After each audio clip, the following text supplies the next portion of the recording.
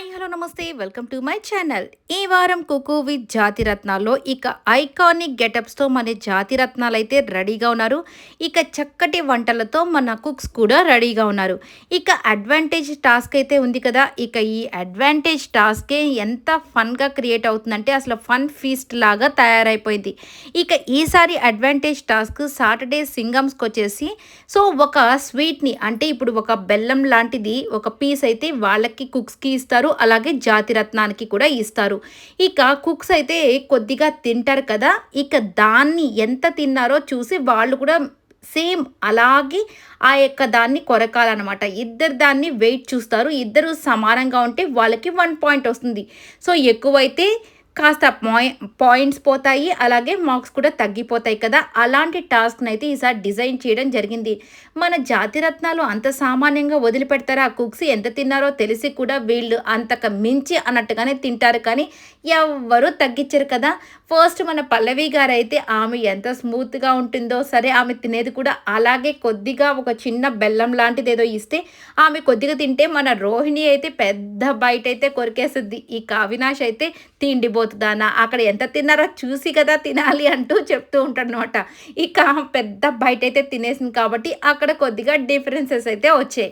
ఇక మన కళ్యాణ్కి ఈసారి మణికంఠ అయితే తగిలాడనే చెప్పాలి. ఇక మణికంఠ అయితే ఈసారి నాకు తెలిసి కౌబాయ్ గెటప్, అదే మన మహేష్ బాబు గారి లాగా పాత టక్కరి దొంగ సినిమాలో ఆ గెటప్ వేసినట్టు అనిపిస్తుంది. చూద్దాం ఏం గెటప్ అనేది. ఇక వీళ్ళకైతే రసగుల్లాలు ఇస్తారు. ఇక రసగుల్లాలు చూడగానే టెంప్ట్ అయిపోతుంటాడు మన మణికంఠ.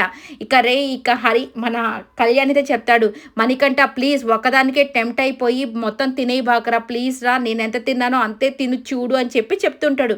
మొత్తానికి ఏం చేశాడో, ఇక చిన్న బయట కొరుకుతుంటే రే కొద్దిగా పెద్ద బయట కొరుకురా అని మణికంఠ అయితే కళ్యాణ్ని బ్రతిమలాడుతున్నాడు. కానీ కళ్యాణ్ చిన్న బయటే కొరికాడు. మరి ఏం చేశాడో, మణికంఠ పాయింట్ తెచ్చాడో అదే ఓడిపోయాడో తెలీదు. ఇక నెక్స్ట్ వచ్చేసరికి మన తనూజాకి ఈసారి హేమంత్ అయితే వచ్చాడు జాతిరత్నంగా. ఇక ఇద్దరికి ఒక్కొక్క బనానా ఇచ్చేస్తే ఇక తను కూడా కొద్దిగా బనానా పీస్ తింటే ఇక మన హేమంత్ కూడా ఒక చిన్న బయటే తినబోయి కచక్కని కొరికేశాడు. మరి కొద్దిగా ఎక్కువే తినేసినట్టు అనిపిస్తుంది. వీళ్ళు అంత సామాన్యంగా వాళ్ళకి వీళ్ళు ఎట్లా మ్యాచ్ చేస్తారో అస్సలు మ్యాచ్ చేయరు కదా. కావాలనైనా మ్యాచ్ చేయకుండా వాళ్ళకి పాయింట్స్ అయితే తగ్గించే విధంగానే జాతిరత్నాలు అయితే చూస్తూ ఉంటారు.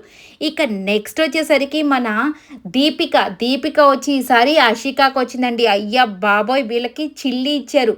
నిజంగానే చిల్లిని చూస్తేనే అందరికీ భయం వేస్తుంది. కానీ దీపికాకి చిల్లి కాదు కదా, దాని తల్లి అన్నట్టుగా ఎవరిని చూసినా దేన్ని చూసినా భయపడేదే లేదన్నట్టుగా. ఇక ఆషిక వచ్చేసి చిన్న పీస్ ఏదో కొద్దిగా పచ్చిమిరపకాయని తింటే ఇక ఇది తగ్గేదే లేదనుకున్న దీపిక మొత్తం చిల్లిని తినేసిందనమాట.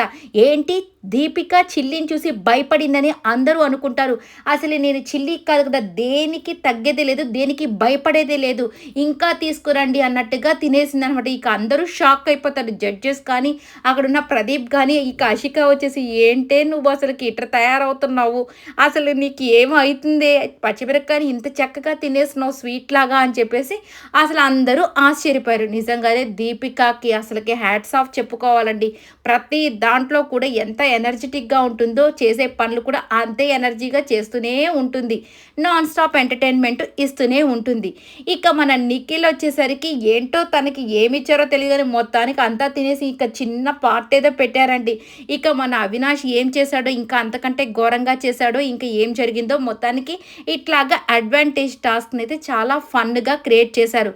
ఇక సాటర్డే సింగమ్స్ ఇలా ఉంటే సండే సిజ్లర్స్కి వచ్చేసరికి ఒక జ్యూస్ ఏదో ఒకటి మొత్తానికి నలుగురికి అక్కడ ఉన్న కుక్స్ 5కి అయితే ఇస్తారు. ఇక వాళ్ళు వాటిని తాగి వాళ్ళ ఎక్స్ప్రెషన్స్ బట్టి ఎవరికి ఏమొచ్చింది అంటే ఎవరు ఆ దొంగ అనేది కనిపెట్టాలన్నమాట.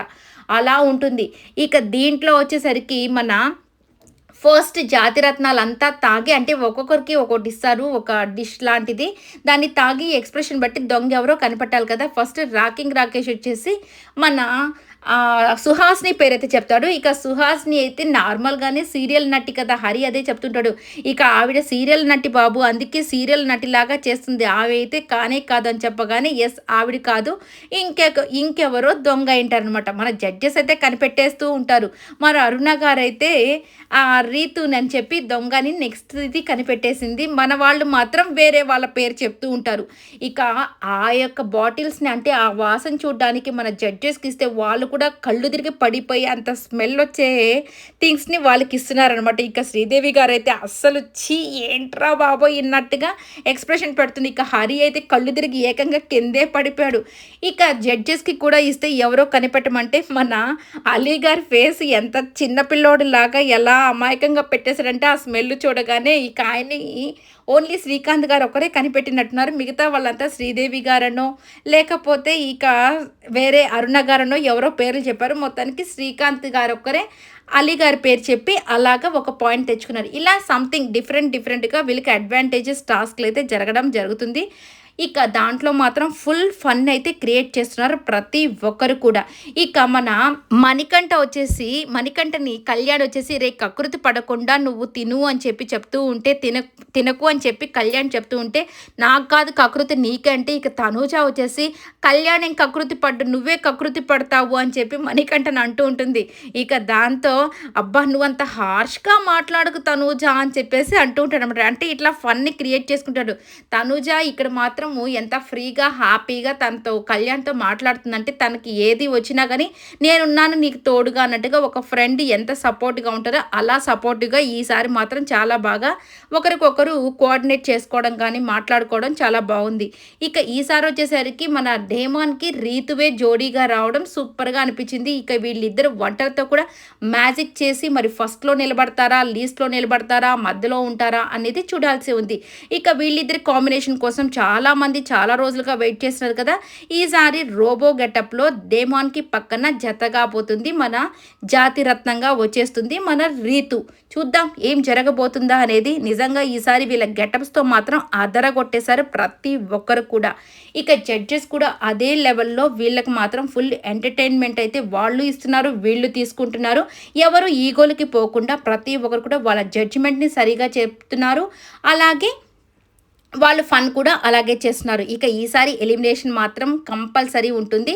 సో, ఎలిమినేట్ అయ్యేది శ్రీకాంత్ గారని అంటున్నారు. చూద్దాం. లాస్ట్ టైమ్ అయితే ఈయనకి లీస్ట్ మార్క్స్ రాలేదు. ఏం జరగబోతుందో అటు సైడ్ కళ్యాణ్, ఇటు సైడ్ పల్లవి గారైతే ఉన్నారు లీస్ట్‌లో. మరి శ్రీకాంత్ గారు ఎలా ఎలిమినేట్ అవుతారో ఈసారి అంతగా మార్క్స్ అయితే తగ్గిపోతాయి అనేది చూడాల్సి ఉంది. ఏం జరిగినా కానీ అన్నీ మన మంచికే కాబట్టి ప్రస్తుతానికి హ్యాపీగా చూసి ఎంజాయ్ అయితే చేసేసేయండి. ఈ వీడియో అంతా కూడా మీకు నచ్చినట్టయితే లైక్ చేయండి, షేర్ చేయండి, కమెంట్ చేయండి అండ్ సబ్స్క్రైబ్ చేసుకోవడం మాత్రం మర్చిపోకండి. Please subscribe.